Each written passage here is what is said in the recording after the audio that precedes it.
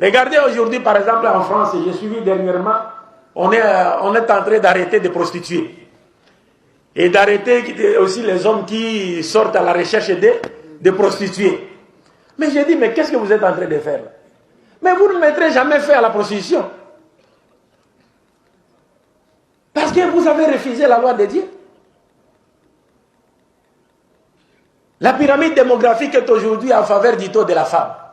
Les femmes sont plus nombreuses que les hommes. Et dans une société où il y a 8 millions de femmes et 2 millions d'hommes, et vous voulez qu'un homme se marie à une seule femme. Ça veut dire quoi ça? Parce qu'aujourd'hui en Occident, quand un homme se permet d'épouser officiellement une seconde femme, c'est fini. Il est arrêté et s'il bénéficiait d'une certaine assistance de la part de l'État, on doit couper cela. Et si malheureusement, s'il était africain, on lui expatrie, c'est fini. Est-ce que vous comprenez?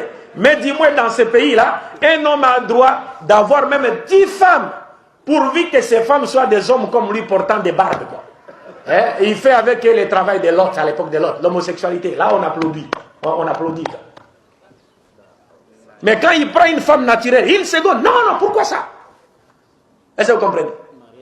Et aujourd'hui, on commence maintenant à arrêter les prostituées. Mais vous ne ferez rien.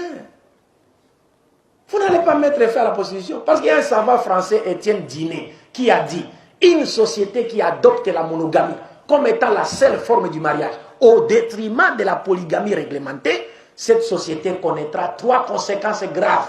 La première conséquence, la prolifération de la prostitution. La seconde, les enfants illégitimes. Et enfin, la troisième, les célibats. C'est-à-dire que des femmes seront condamnées à demeurer célibataires jusqu'à la fin de leur vie. Elles pourront avoir la vie, sauf en acceptant le système islamique. Est-ce que vous comprenez?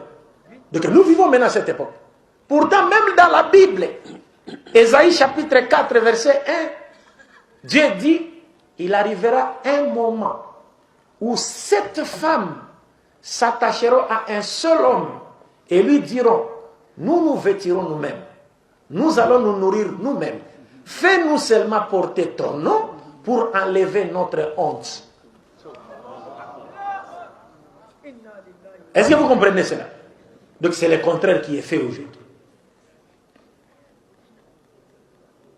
C'est le contraire qui est fait aujourd'hui. Et maintenant, si on se retrouve dans une société où les femmes n'ont pas la chance de se retrouver même, de se marier, et de se retrouver même sous tutelle d'un homme polygame, mais qu'est-ce qui se passera? Ces femmes-là qui ont des besoins naturels, qu'est-ce qu'elles vont faire? Mais n'est-ce pas qu'elles vont développer des stratégies visant à attirer et les hommes mariés et les hommes non mariés dans les mailles de leur filet? Et qu'est-ce qui s'en suivra? La prostitution, les enfants illégitimes, les célibats. Les 3 conséquences graves auxquelles l'islam ajoute 2 autres pour en faire 5. C'est-à-dire la 4e conséquence, c'est la dépravation totale des mœurs. Et enfin la 5e, c'est l'infidélité.